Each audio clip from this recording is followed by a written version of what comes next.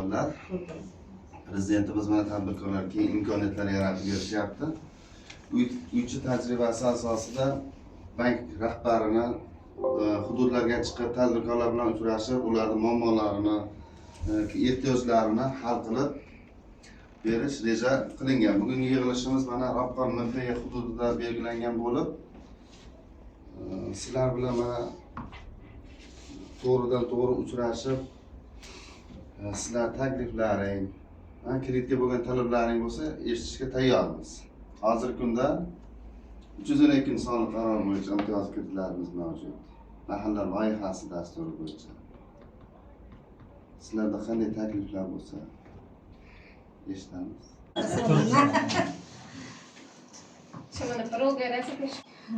Menda savolim bor edi.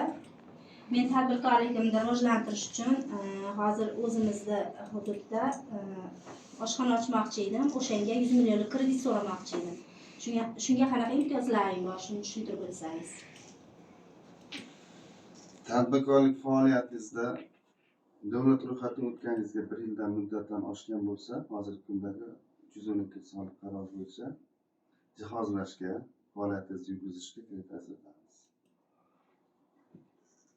Qilmoqchiman-da, bitta joyda.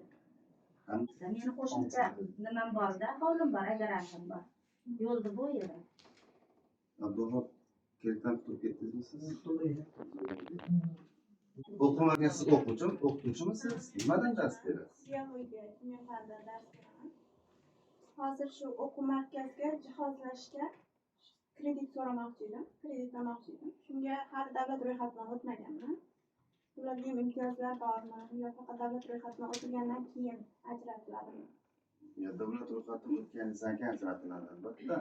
Hozirgi kunda o'quv markazlariga juda keng imtiyozlar yaratilyapti. Bemalol davlat ro'yxatidan o'tganingizdan keyin murojaat qilishingiz mumkin.